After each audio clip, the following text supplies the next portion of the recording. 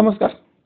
आज आपण लेक्चरमध्ये पाहणार आहोत सातारा राज्य आणि सातारा राज्य नक्की इंग्रजांनी कसं घेतलं किंवा सातारा राज्य इंग्रजांच्या ताब्यात कसं गेलं. तर पहा, हे महत्त्वाचं आहे की सातारा राज्य ज्यावेळेस छत्रपती रामराजा यांनी 1777 मध्ये मालोजी आणि विठोजी या भोसले बंधूंपैकी विठोजीचे वंशज विठोजी यांना दत्तक घेतलं आणि त्यांचं नाव शाहू ठेवलं. त्यांनाच आबासाहेब महाराज म्हणून सुद्धा ओळखतच आणि त्यांच्याच पोटी पुढे 18 जानेवारी 1793 मध्ये प्रतापसिंहांचा जन्म झाला. या दुसऱ्या शाहूंचा उर्फ आबासाहेबांचा 16 मे 1808 मध्ये मृत्यू झाल्यानंतर प्रतापसिंह उर्फ बुवासाहेब यांना साताराचं छत्रपतीपद मिळालं. ते त्यावेळेस जेव्हा छत्रपतीपद मिळालं तेव्हा ते 15 वर्षांचे होते, म्हणून त्यावेळेस राज्याचा राज्यकारभार त्यांच्या मातोश्री माईसाहेब पाहत होते. सुरुवातीला दुसरे बाजीराव जे पेशवे आणि माईसाहेब छत्रपतींच्या आमा यांच्यामधील संबंध हे चांगले राहिले, परंतु नंतर माईसाहेब आणि पेशवे दुसरे बाजीराव यांच्यामधले संबंध बिघडले. पुढे नेमणुकीचा खर्च पुरत नसल्याच्या छत्रपतींच्या तक्रारी वाढत गेल्यानं दुसऱ्या बाजीरावांनी प्रतापसिंह यांना नजरकैदेत टाकलं. म्हणजे पेशव्यांनी छत्रपतींना नजरकैदेत टाकलं. छत्रपतींची कायद्यासारखी अवस्था झाली आणि यामध्येच दुसऱ्या बाजीरावांचं स्थान सुद्धा डळमळीत. त्यातच गंगाधर शास्त्री खून प्रकरणामुळे पुण्यामध्ये संशयाचं आणि गोंधळाचं वातावरण निर्माण झालेलं आपल्याला दिसतं. या सर्व गोष्टींमुळे छत्रपतींनी एल्फिन्स्टन यांच्याशी बोलणी सुरू केली.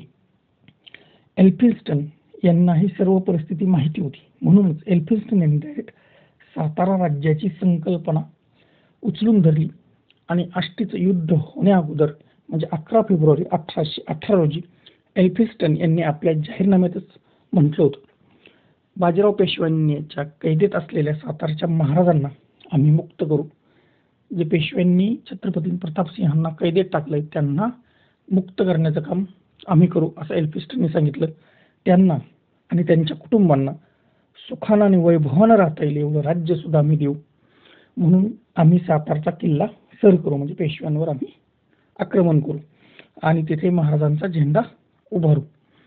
यामध्ये एल्फिन्स्टनचा डाव होता की पुढे मागे जर ब्राह्मण आपल्या विरोधात गेले तर आपल्याला मराठ्यांचा पाठिंबा मिळत, हाच उद्देश धरून आणि हे राज्य आपल्या हातात येईल असंही एल्फिन्स्टन यांचा डाव होता. 20 फेब्रुवारी 1818च्या आष्टीच्या लढाईमध्ये जेव्हा बापू गोखले धारादुर्ती पडले व मराठ्यांचं राज्य आणि छत्रपती इंग्रजांच्या हाती सापडून इंग्रजांचा मार्ग सुकर झालेला आपल्याला दिसून येतो.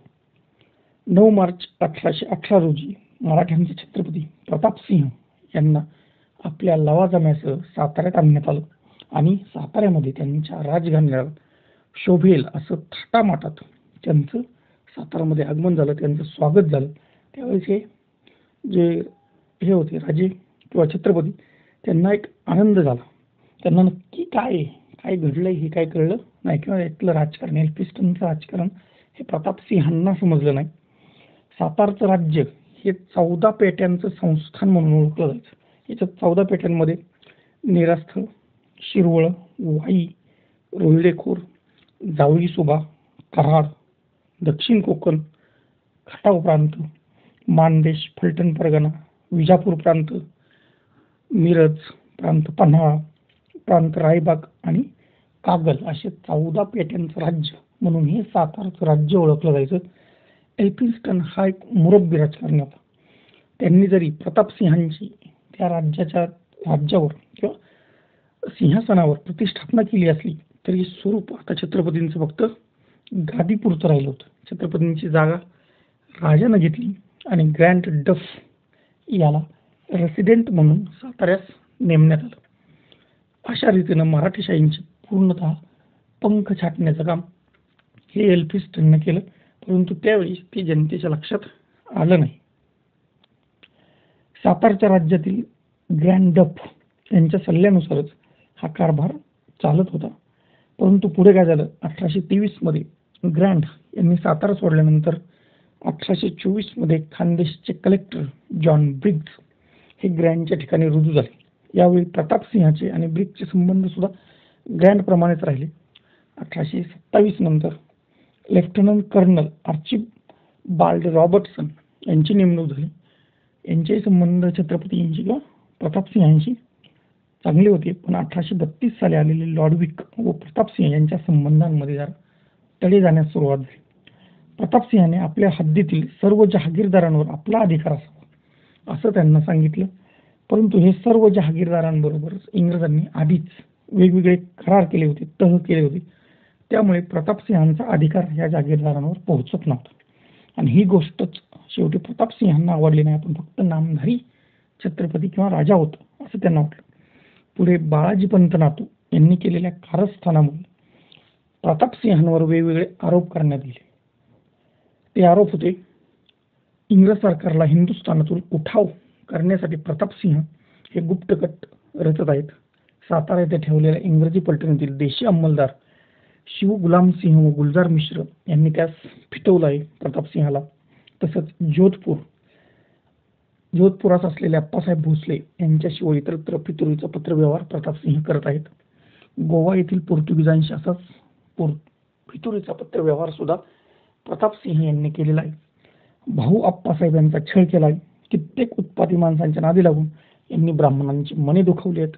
या सर्व कटकारस्थांच्या पाठीमागं बाळाजी पंत नातू अग्रभागी होते आणि अशा रीतीने यांनी हे आरोप प्रतापसिंहांवर ठेवले, परंतु प्रतापसिंहांनी हे आरोप स्वीकारले नाहीत. म्हणूनच पुढे त्यांना 5 सप्टेंबर 1839 रोजी इंग्रजांनी पदच्युत केलं. 7 डिसेंबर 1839 मध्ये साताऱ्यापासूनच जवळ असलेल्या निंब या ठिकाणी त्यांना ठेवण्यात आलं. पुढे तिथून त्यांची रवानगी काशीला करण्यात आली. 14 ऑक्टोबर 1847 मध्ये प्रतापसिंहांचा तेथेच काशीला मृत्यू झाल्याचं आपल्याला दिसून येतो. प्रतापसिंह 1839 ला जेव्हा पदच्युत केल्यानंतर त्यांचे लहान बंधू अप्पासाहेब, जे की एकदम अत्यंत हेकट, व्यसनी आणि चंगीपणासाठी प्रसिद्ध असलेला अप्पासाहेब यांना इंग्रजांनी सातारच्या गादीवर बसवलं. पुढे 1848 मध्ये अप्पासाहेबांचाही मृत्यू झाला. ते निपुत्रिक होते, त्यामुळे त्यांनी भाऊसाहेबांना दत्तक घेतले व त्यांना व्यंकोजी राजे हे नाव दिलं. जे अप्पासाहेब निपुत्रिक होते त्यांनी भाऊसाहेबांना दत्तक घेतलं, त्यांचं नाव व्यंकोजी राजे ठेवलं. परंतु सातारच्या बार्टर क्लियर रेसिडेंटच्या उपस्थितीमध्ये हा दत्तक विधानाचा कार्यक्रम पार पडला, भाऊसाहेबांचा दत्तक विधान. परंतु सरकारनं 16 मे 1849 रोजी जाहीरनामा करूनच दत्तक विधान नाकारलं. 1849 आणि यामुळं जाहीरनाम्यामुळं 1849 मध्ये सातारचं राज्य खालसा झालं आणि इंग्रजांनी राहिलेली मराठीशाही सुद्धा त्यांच्या घशात घातली किंवा एकदाची घशात घातली. मराठ्यांवर इंग्रजांचं राज्य निर्माण झालं. असं सातारा राज्य एक स्टेप बाय स्टेप प्रमाणे इंग्रजांनी संपवलं आणि त्याला कारणं ठरली मराठ्यांमध्ये आपापसातली दुही, यांच्या आपापसामध्ये असलेली भांडणं.